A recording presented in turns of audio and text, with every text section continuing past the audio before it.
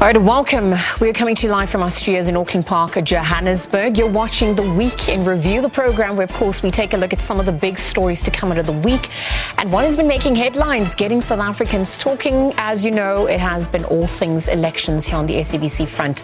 But I'm your host, Liezle Wilson. Let's take a look at your headlines before we delve into your top stories for today.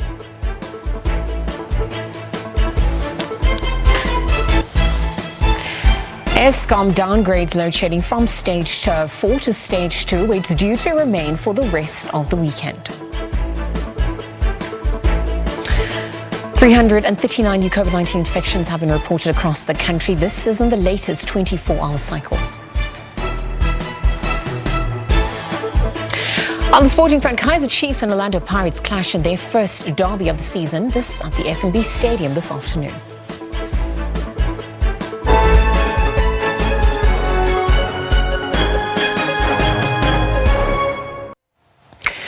Of course, those will look at your headlines as we delve into our top stories for this week. As we look at the Week in Review, the 2021 municipal elections have been completed. South Africans have made their choice. Now, the big task which lies ahead with the political parties must ensure that they govern and deliver key services. Liezle Wilson reports. A watershed moment as the ANC fails to secure a 50% threshold nationally in the hotly contested local government elections.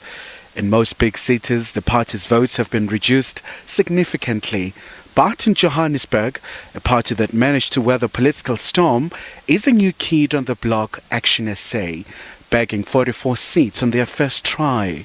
For me, 2024 is going to be a walkover, but not a walkover that we are going to take for granted. That's why you will see hard work. As you've done before in the industry, in the business industry. Absolutely. I would really want, right at the moment, we've got official representation in 3 provinces. Gauteng with John Moody, Makosi Khoza in KZN, and Feki Mento in Western Cape. So I need to fill 6 provincial chairpersons on a full-time basis, and I want to achieve that commitment by end of March next year at the latest. Another political influence, the Patriotic Alliance, has also made inroads in several councils. Its leader, Gayton McKenzie, is quite unapologetic about his politics. We take over at 9 o'clock, 9:30. All these illegal foreigners, all of them, they're going home. From Sunnyside, Yeovil thing, they're going home. You must show your papers. They are going home to all these illegal foreigners. But Hello, remember... Helen. I also want to see Helen's passport. I want to see Helen's passport. We're not only talking about black foreigners. He says he wants to see your passport because all immigrants... I've got my South African ID here if he wants to see my South African ID. You see? Yeah, that's what we're asking for. No, Helen can show her ID. But for some of the older parties, it was not plain sailing. This campaign was run quite peculiarly because it was all of these political parties. They were running with their national leaders from province to province. At some point, I wasn't sure whether the national election. I wasn't sure whether Mr. Ramaphosa, the president, is not a mayoral candidate for one of the cities of the country because he was everywhere. Lekoda's sentiment that it was a tough campaign was echoed by other leaders as well. No, the campaign was quite good. You can see we are all gelling. There's no challenge. It was tough. Yeah, it was too. It was a very short campaigning period. But very tough. Yeah, hectic. The next hurdle is for political parties to strategize on how to form coalition governments for more than 60 hung municipal councils across the country. Liezle Wilson, SABC News. Well, political parties have started negotiations to form coalition partnerships where some parties will likely be forced to swallow their pride and work with their opponents. But others have made it clear that they will not compromise their principles to form a marriage of convenience to govern in these local government. It is then my singular honor to hereby declare the 2021 municipal elections concluded as free and fair. With elections done and dusted, the next step is for political parties to come together and form coalitions. About 12 million South Africans cast their votes in these local government elections. This number represents less than half of the 26 million people who are registered to vote. It means voter turnout for the year 2021 municipal elections were lower than in the previous local government elections in 2016. Thursday's results saw the governing party, the ANC, dipping below the 50% mark for the first time since the dawn of democracy in the country. There are people we will not talk to. Two parties have indicated they won't talk to us. Which are those parties? The DA announced yesterday that they would not wish to talk to the ANC. We are the opposition. We similarly would find the DA and Action SA a bridge too far to cross. DA leader John Steenhuisen says his party is already in coalition talks with other political parties. We will be certainly looking to create stable coalitions. Those processes have already started, and we look forward to being able to form stable coalitions where we can. Where we cannot, we're going to go onto the opposition benches and be an excellent opposition, just like we are in the National Assembly and have been in other councils. The EFF is keen to be part of the new collaborative governing structures. We are more than ready to govern. We're not backtracking anything. I'm saying what he said. Let them come, let's talk. If we're not ready to govern, we'll say no one is speaking to us. We don't want to talk to anyone. The first preferred model is that you take your municipality, we take our municipality. In that municipality, we supervise you through legislation. We don't go into the executive. We become speaker, chief whip, and committees, and we hold the executive accountable. The IFP have made some inroads in these elections. The party gained substantial numbers, especially in KwaZulu-Natal, where it has a strong base. The next phase, of course, is going to be the coalition cooperation talks, which are going to now roll out the new phase of administration. And of course, the eThekwini results are very, very good. The Freedom Front Plus and Patriotic Alliance also made strong gains in these municipal elections. Ntantla Khatlani, SABC News, Johannesburg. Well, political analyst Prof. Liezle Wilson says that a legal framework needs to be formed to protect voters from political arrogance. Wilson says that last week's local government elections once again proved that coalitions are the new normal for municipal governance. But coalitions can only work if the needs of ordinary people are in fact protected. With a coalition on the cards for the Tshwane Metro, political analysts say that it can work again, unlike the disastrous reports that we did see in the past 5 years here in the Tshwane Metro. But political analysts are also saying that coalitions can only work if the needs of the people, the mandate from the people is prioritized. I'm now joined by political analyst Professor Liezle Wilson. Thank you so much for joining us. Prof, let's start with perhaps just a general overview. What did you make of the past elections? How did it go in your view? No, they went well for me, and I'm happy that the outcome is what it is. It is good for the ANC because it can go out and cleanse itself. The leeches and the entrepreneurs don't have much to benefit out of that, and therefore they will have to walk away, and this provides an opportunity. 2, South Africa has crossed the Rubicon. Neither shall we have at least a one-party dominant system. Hence I say, fare thee well to majoritarian tyranny. Fare thee well to political arrogance, and fare thee well to uncritical cadre deployment. Now let's come to the capital city. It's one of the metros that almost everybody wants. All, politicians want the capital city, and for obvious reasons, this being the country's administrative hub. Coalition, as I said, on the cards for Tshwane. But we've been in the communities just to assess what do the people of Tshwane want. From Hammanskraal, Eersterus, Mabopane, we've been crisscrossing Tshwane. And it seems like a lot of people are not so happy with yet another coalition. But you're saying it can work. Yes, I'm saying it can work. And incidentally, I'm also a resident of Tshwane. ANC was given about 20 years of an opportunity and to rule until people walked away, the residents of Tshwane, and they gave the DA a chance, which was made not to govern well through the EFF and the ANC. However, I'm suggesting that if there is a coalition that is going to benefit this country, not only Tshwane, is a coalition between the DA and the ANC. The ANC has its own baggage, so is the DA. The ANC has the numbers, the DA has the experience of good governance. The DA, wherever it governs well. Even research by the ANC itself attests to that. So a combination of the two certainly would benefit South Africa. And there is a sense that the other party is like a polecat. People are trying to say, wait, we don't want to associate with it. Which party is that? Is the EFF. There is a sense that perhaps they must be left alone and find a way to work their way up to the top. There will be a time they might be given a chance to run a metro or the country.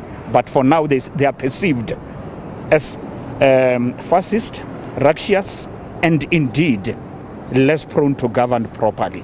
And I think they have some time to grow and to learn and to mitigate their language and to work on the basis of the principles that undergird the Constitution: reconciliation, nation building, and social cohesion.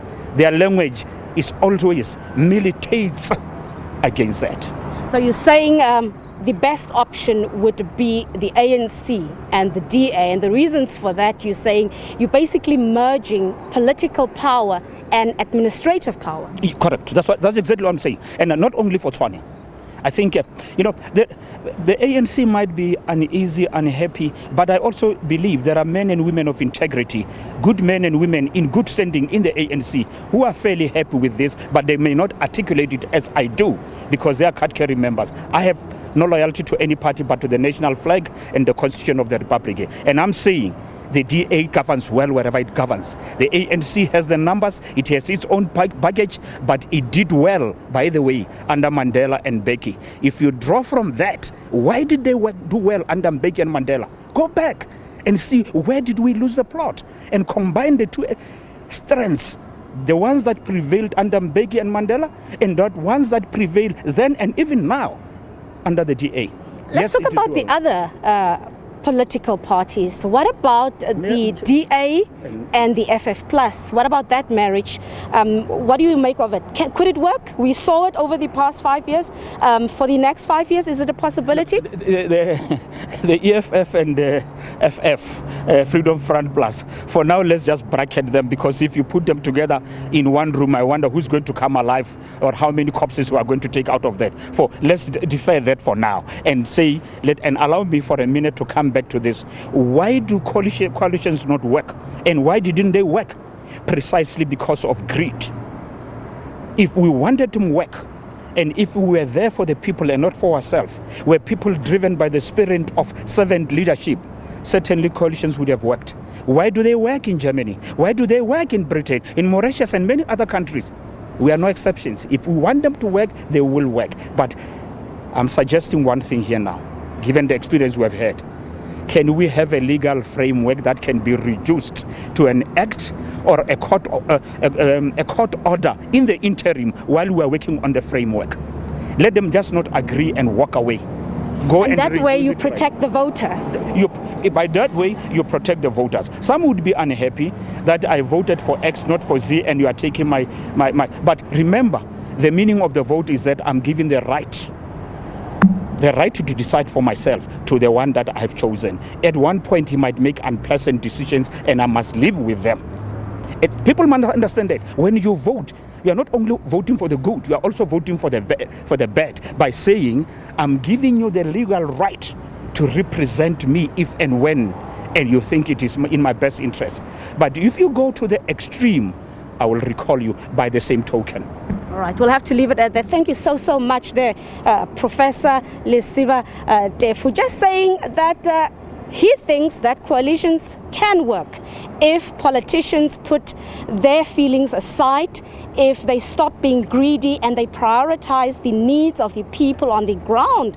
And perhaps something very important that he is mentioning here is that we need to find a way to protect the voter, and we can use the law to do so. But of course, we will be unpacking this story a lot in the next coming weeks, and we'll also be bringing you the views of the people as to what do the people in the capital city want. And at the heart of it all remains just one thing: quality services. On that one, we toss it back to studio.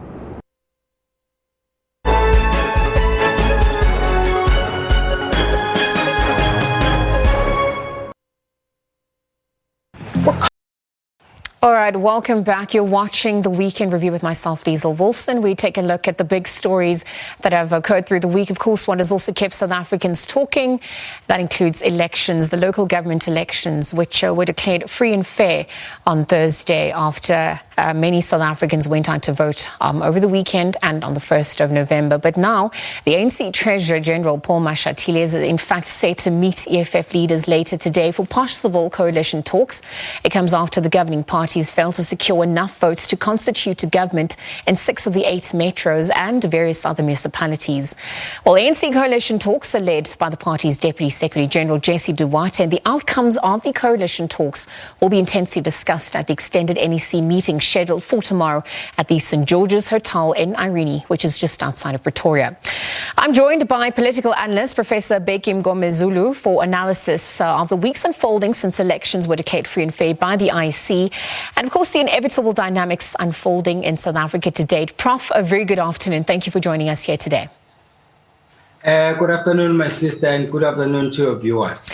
I trust you've gotten some rest this as the week's unfoldings have been quite intense and obviously will intensify as we start to understand the dynamics at play in South Africa. It's also been a turning point for South Africa's politics on many fronts, Prof. I mean, what does this outcome mean for the ruling party? And with the guidelines, being outlined, what is the reality for the political landscape in South Africa going forward? No, thank you very much, my sister. Yeah, indeed, these elections have trained most of us. At some point, we had to wake up at 2 a.m. and then cover a number of issues of national importance. But now we are sitting with the reality. Before the election, you may have heard that some politicians were in fact saying that there is no way that they are going to work with certain political parties. But that was wishful thinking on the anticipation that they were going to fare well in the elections. Now the electorate has spoken, and the reality now that we are faced with is that we have about 66 hung municipalities nationally, which then means that political parties that would not ordinarily have worked together are now forced to work together because of the prevailing circumstances. So what it means then for politicians is that they have to eat the humble pie. There is no space for them to have their political egos. They have to deal with the reality, humble themselves even before their political enemies and say, we need you in order for us to run this municipality. We need you in order for us to run the metro. But I think the best way to go about it is not to do it in a piecemeal fashion, in which case each municipality will decide which party they want to work with. The national leadership, in consultation with the provincial leadership, should sit together and then work out a plan of the political parties that have done well in certain municipalities, which ones are most likely to read from the same script that we read from. Then they will have consensus and then take a decision based on that. Any haphazard formation of this coalition will mean that whatever coalition we come up with will not be sustainable, and that will then be a disadvantage to the electorate, who are the people who are supposed to be getting services. Absolutely, Prof. We've seen the history of coalitions in South Africa to date and also perhaps its track record. So understanding what that framework is going to look like and how it will be implemented is really going to be key. When we look at these dynamics that are unfolding, I mean, just from a governance and even an ideological standpoint for the parties and candidates, I mean, what spectrums are we looking at, just given the different ideologies from the parties? At the end of the day, the key focus areas is on service delivery and governance for the people at large.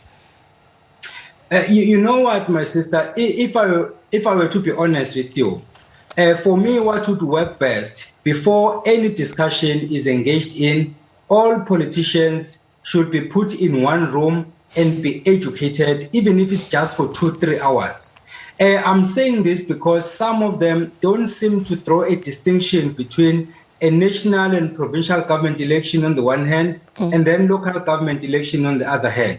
You may have heard this during the campaigns. Some of the politicians were talking about issues of national importance as opposed to issues that fall within the sphere of local government. So I think that is where some of the challenges are going to arise, because we'll have a potential partner in this coalition saying that we want expropriation of land without compensation.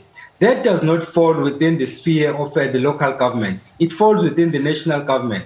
And currently, we are busy revising Section 25 of the Constitution, after which then a decision will be taken at a national level, and then it will cascade down to the provincial and then subsequently to the local government, to the local sphere of government.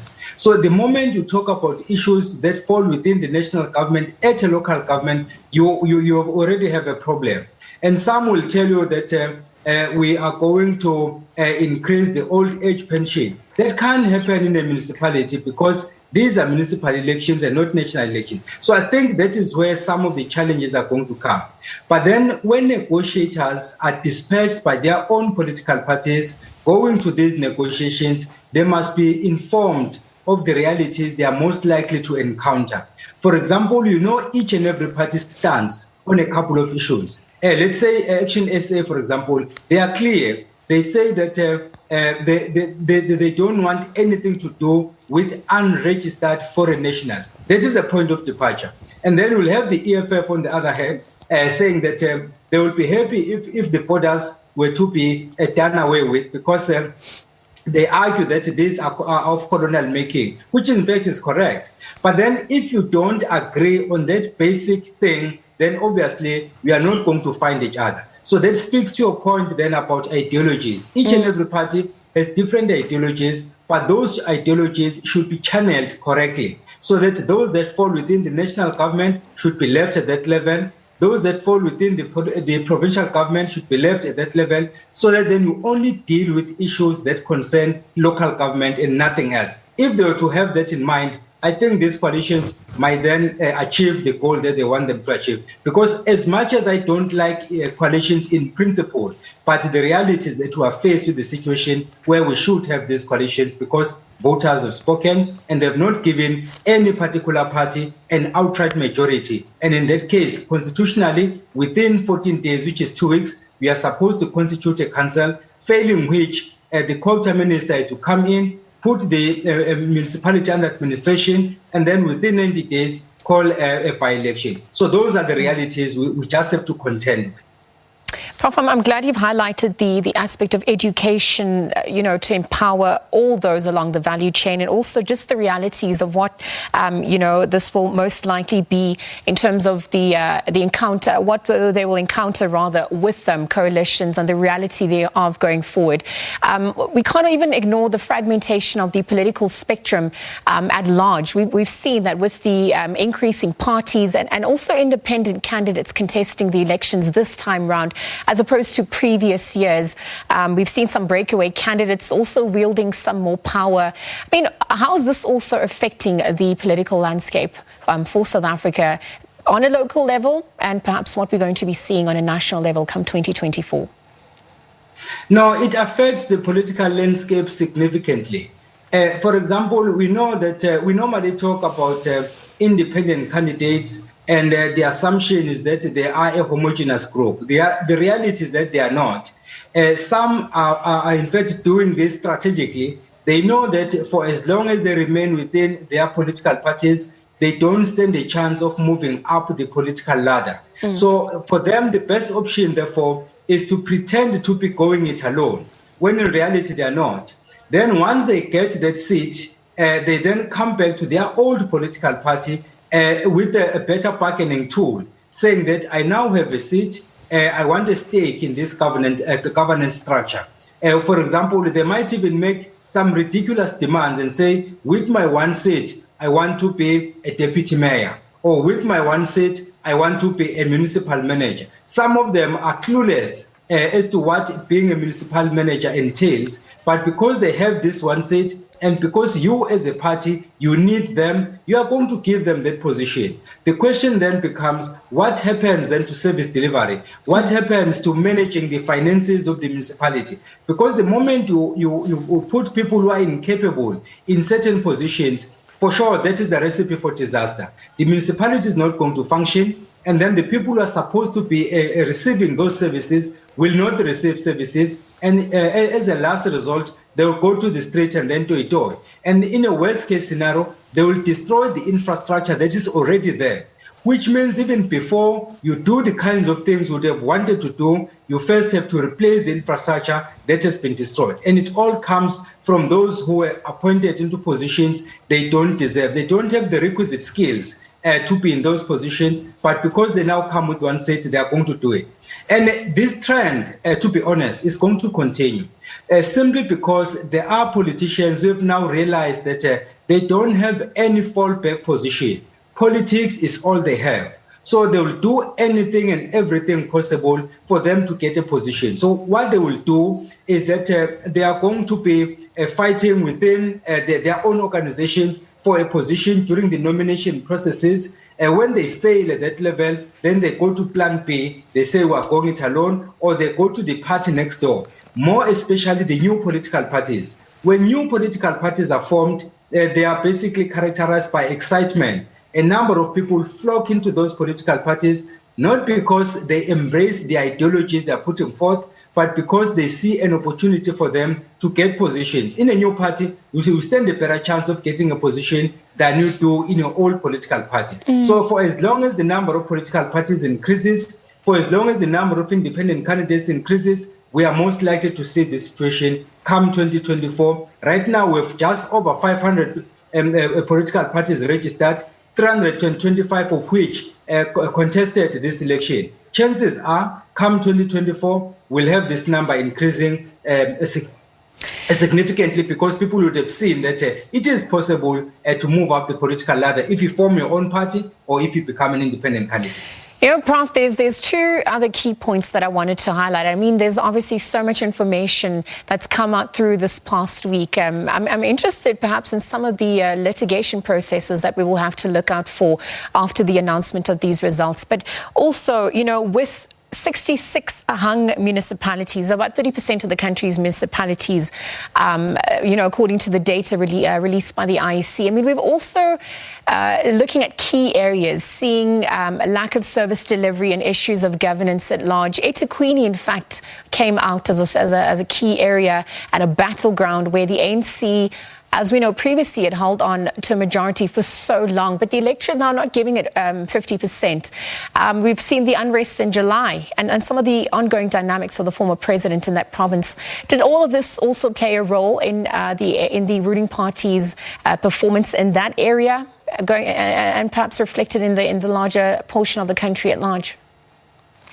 You know what, my sister, as far as I'm concerned, the challenges that the ANC is facing nationally and in KwaZulu-Natal in general, but also in eThekwini specifically, have a lot to do with the infighting within the organization. This factionalism within the ANC is not good for the country, not just for the ANC as a political party, but it's not good for the country.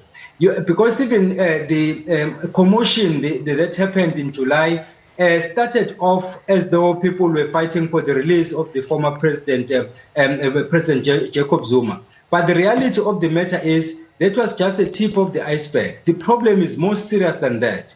And the fact that there are people who use that as a justification to do what they had wanted to do anyway, means that we have a problem.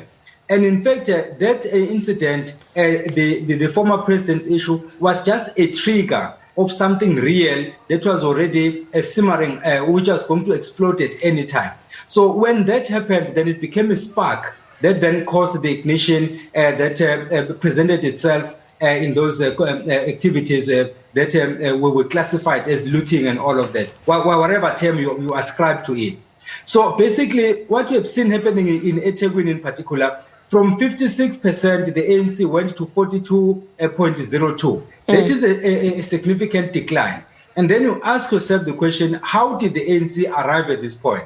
For me, there are a number of reasons, but the most important of which are these factions.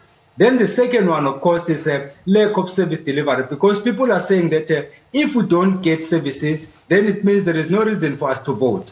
This voter apathy comes as a result of lack of service delivery.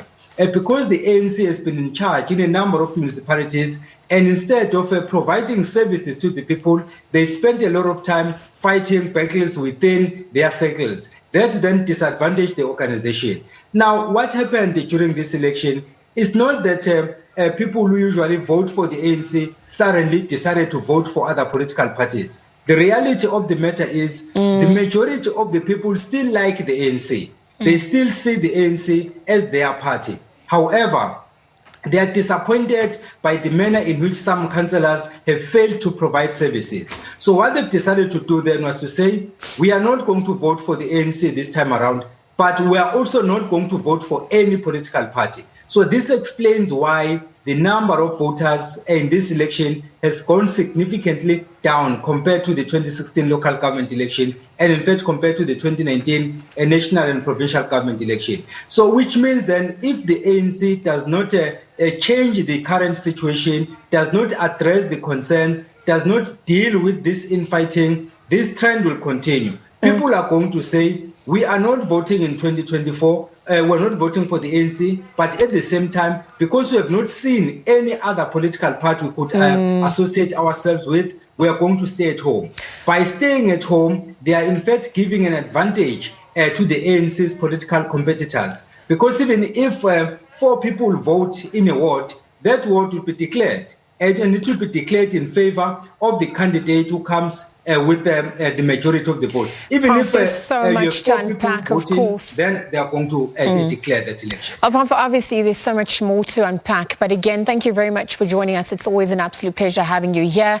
Again, Professor Bekingoma Zulu, for joining us for analysis on the week's unfoldings. This, of course, after elections were declared free and fair by the IEC, and also looking at the possible inevitable dynamics unfolding for the rest of South Africa. We're going to take a quick ad break. We continue with more news and updates on the other side. Stay tuned.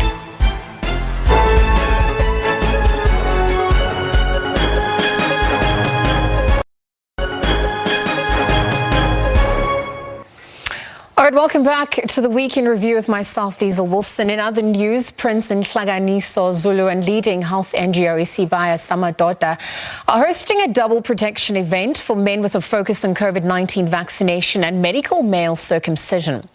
Both traditional leaders and the Department of Health are coming together to promote men's health. Our reporter, Nozinto Mimia, has more on that story. And this event is about challenging stereotypes and dealing with preconceptions and with stigma. And, one of the issues with dealing with stigma is trying to get a lot of men to come and, test for HIV and also to get the jab. So what we're going to do for you now, I'm just going to ask my camera colleague, Sandile, to just sort of give you a sense of where we are. I'm sitting here in the tent with these lovely ladies behind me who are the nurses at the Isibaya Samadoda NGO, as well as Right to Care. And what they're going to do is they're going to be administering the second jab that I'm supposed to receive of the Pfizer vaccine. And I have this lovely lady whose name is Andisiwe, who's going to be administering my second jab. Thank you so much for joining me, Andisiwe. You're going to be administering my second jab. This must be exciting for you. It's very, very exciting. Thank you. All right, so just take us through the process. A little bit earlier on, they filled in all my details. They took my name, my ID, and all the rest of my documents. Why was it important for you to take these documents, this information, and note it down for the second jab? Okay, you see, when you come for the second jab, we really must check on the system whether your name appears or not. Because when you come for the second jab, we verify your information, then we register you, then we give you a first jab. So for the second time, we must ensure that your information is still correct and is still there. Yeah. All right, so we're going to let let you continue with administering the jab. If you can just sort of explain to us what needs to happen. Okay, what I just did now, I put your name on my stats because I need to give it to my bosses, and also I've prepared your card that you can take with you when you go home. Then I'll just sanitize myself now and administer your second jab. All right, so while Andi Siwe is busy doing that and she's going to be administering the jab, we're going to be speaking to the Deputy Health Minister, Dr. Sphungseni Dhlomo, about challenging stigma. And, you know, being able to vaccinate on air and to show South Africans how important it is to vaccinate, to start stemming the tide against the COVID. And because we know that the fourth wave of COVID is coming within the next couple of weeks, how important is it to encourage men to come and vaccinate? Thank you very much. We are quite encouraged by you coming in, my dear sister, to receive your second vaccination live here at this post-last hostel, where we are gathered with men to encourage them, among other things. But the main priority was getting Principal to focus on the male medical circumcision. But however, this pandemic that we face of COVID-19, we always encourage South Africans, especially men, because they have been lagging behind, to come forward and vaccinate. And therefore, this demonstration that we are going to do live, I'm glad, because a couple of these tents around here, we see men also lining up to get the vaccination. So, Deputy Minister, as we're speaking, we can see that Andi Siwe is administering the injection for the second vaccination. And you were saying now, just before we got interrupted, how important it is for men to come and get their vaccination. But not only just for men, but for the nation. Just last week, the minister was actually indicating to us that we are sitting at about 63% of the elderly senior citizens, 60 years and above, who are already vaccinated. We actually got some other philanthropists who assisted us by setting vouchers so that the 60-year-old and above, if they vaccinate in the month of November, they can get a 100 Rand voucher. So we are encouraging so that if then they use that only little money, because not all our clinics are near the place where people live. So you would probably use 10 Rand for a taxi fare. If you do that, we will then getting some people who are supporting us with the 100 Rand reward for that. So we want to push, as you are rightly putting it, we don't know when the fourth wave is coming in, likely at beginning of this year, beginning of next year. So if it comes and most of us are vaccinated, we would have done very well. So we really encourage men in particular, because men are really generally are not a health-seeking behavior type of species. They always say, no, my wife has gone to it, therefore it's fine. No. This is about all of us going to it. Yes. So, you know, this event is so important, especially in an area like this in Vosseras, where a lot of the men in Dunas here are the custodians, the doyens of young masculinity and old masculinity. So their say is very important to young people.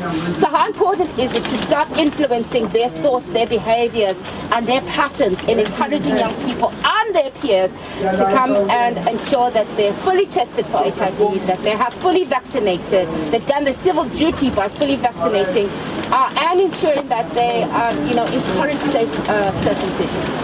I was hoping that after this we are going to go and grab Nduna Undwandwe, because Nduna Undwandwe is in charge of all Izinduna in Gauteng from KwaZulu-Natal. Therefore, getting him to vaccinate or getting him to give a positive message will necessarily influence all of Izinduna, and therefore, because of the respect that we give to our monarch, people will suddenly respect that word that comes from the main Induna as coming in from His Majesty himself. So we really would want to, I hope we'll take this advantage to grab these men who are here, leadership office in Induna here, and therefore if you see them vaccinated, it will cascade the information right down to all of other people here. Certainly, Dr. Dhlomo, I've just vaccinated, fully vaxxed, which is amazing. We are heading towards the fourth wave. But if we don't get sufficient people uptaking with their vaccination, we could see ourselves, having to shut down even further or having further restrictions. How concerned are you with the uptake uptake of vaccinations in Gauteng, in the nation, with people ensuring that they're fully vaccinated before we go into the fourth wave? How concerned are you, and what are you hoping to do to try and increase those numbers? All these non-monetary incentives that we are actually doing together with our partners are to motivate, to mobilize, and request our South Africans take this opportunity. The vaccine is free, and I look at you when you are getting up. You didn't really even so even the little pain that you get cannot be compared to the success and the reward of being vaccinated. Therefore, we really request, as a department, we really will do everything it takes. That is why we would like to be invited, as the department is here. Whenever there are certain occasions, we come in there and vaccinate. We go all over. Wherever people say, are you vaccinated? Yes. 20 are vaccinated and the other 30 are not. So we want to push our figures very hard. And the minister was actually saying, if we can just get to over 60%, at least by December, we'll really rest and say, this fourth wave will come, but will not kill too many people. So we really want to encourage, because we now know even if we get one jab, but you must complete your jab. I'm glad you did. Even with one jab, we are almost 80% protected against this COVID-19, as we are getting from the experts. So we really encourage them. And thanks for this opportunity to grab us wherever we are to talk about this, because that is what it actually means. Please, we want to open up our economy. We want to go back to sports activities. You see in other countries, people are now enjoying going to stadia. That will also only happen if you are vaccinated and we think we are safe as a country. It's time for another ad break. On the other side, we unpack convicted killer and former Paralympic star Oscar Pistorius, who is eligible for release for parole. We'll be right back. Stay tuned.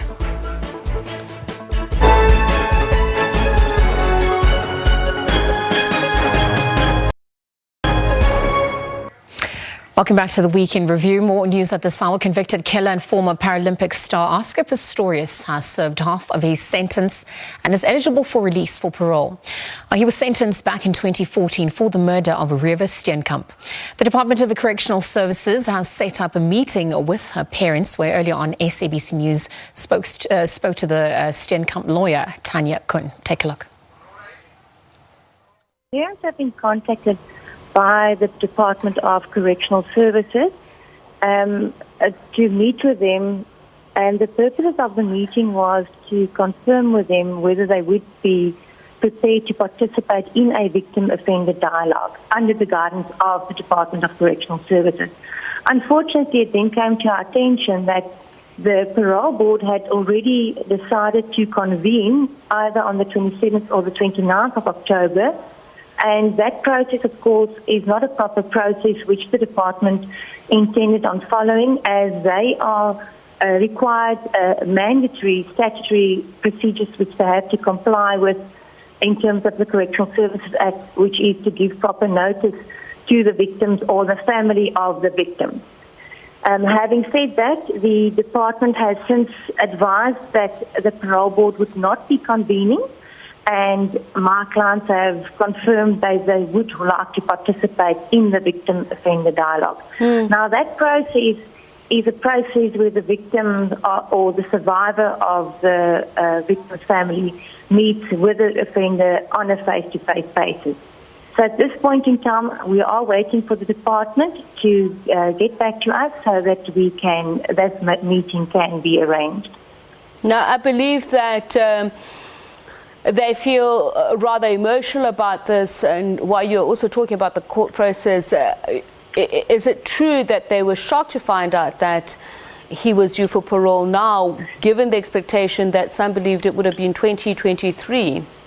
Correct, yes, they were very shocked and quite taken aback. As you can imagine, it's a very sensitive issue, and the wound, even though so much time has passed, is still very raw. So they were shocked because, by all accounts, we all thought, myself included, that he would only be eligible in March 2023. We failed to take into account that the Supreme Court of Appeal had antedated his sentence.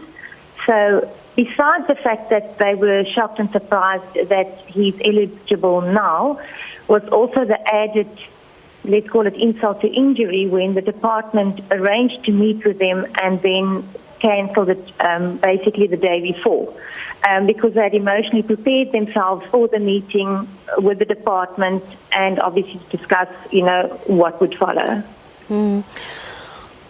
I mean, you can't necessarily speak on their behalf in terms of their feelings now, but I'm sure they've shared with you over time how it has been trying to get over the death. It was such a dramatic one that really occupied global media space, and now they have to meet with Mr. Pistorius, whom I believe says he's very willing to meet them. Do they have any idea about what they'd like out of the process, what the conversation should go like? Yes, obviously they have discussed that with me, but at this point in time, I have been requested to keep it confidential and not to say much. Every day is a difficult day for them, and obviously they need to get over the shock and the hurt. And, when we get to that stage, that we will speak about that. Okay. So, and I'll respect that, but I just want to know, and if it's possible for you to answer this question, when they say they would like the process done properly, with parole, there are questions over remorse and forgiveness. Are they at a point where they feel that they can achieve that or have achieved that forgiveness? Okay, so what they've always said is that the law must take its course. So their feelings is that although Oscar Pistorius is eligible for parole, it's obviously not a right. He's not entitled to parole. And they stand by the view that proper legal procedures must be followed, which is proper notification as required by the Act. So in that respect, they accept that it's going to happen. It's part of the law. As far as forgiveness is concerned, you will recall, or the listeners will recall, that June has always said that she has forgiven Oscar. However, that doesn't mean that he mustn't pay for what he has done. So forgiveness is not an issue for June. Barry battles with that a bit, but that is something that he will have to voice at the appropriate time. Okay, because as you say, they have said, irrespective of that, it won't get their daughter back. 10 years later, how they're carrying on with their life, and how much of this is going to take its toll on them, because I believe that there are logistical problems according to the Department of Correctional Services, because they are in two different provinces, so that too may be something that has to be negotiated. Correct, yes. And of course, Barry's health does not allow him to travel. He was only in the court twice because of his ill health, and his health has deteriorated even further. My view is that Barry definitely would like to meet with Oscar. He has said that over a long period of time, and we hope that the department will find a way to make it happen. I think it's important for closure for all parties concerned.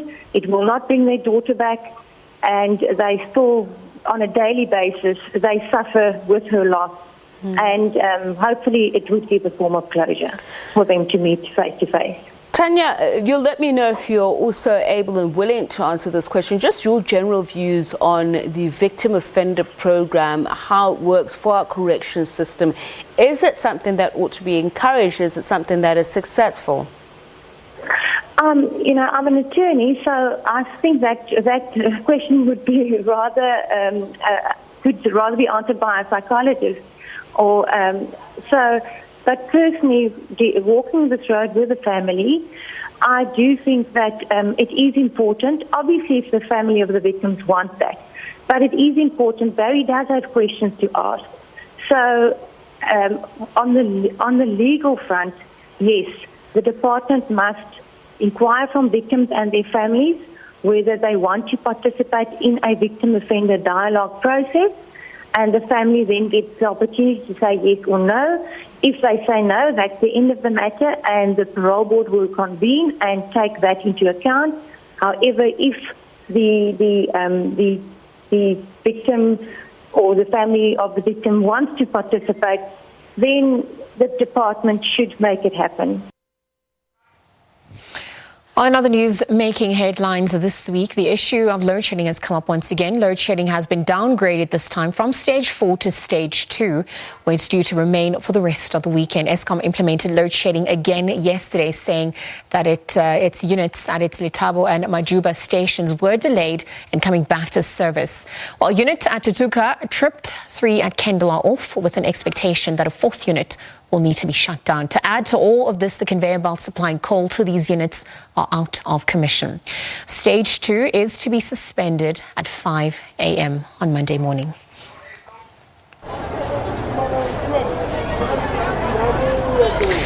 In other news now, also a strike at the Tshwane Patco bus depot has been called off. The police were called in when employees began an unprotected strike. It comes after the company announced they would not be paying out their annual bonuses this year. After a meeting between unions and the employer, the parties came to an agreement over the bonuses, but Patco buses started ferrying passengers again as of late yesterday. The protests at the Pretoria depot have caused some severe traffic disruptions.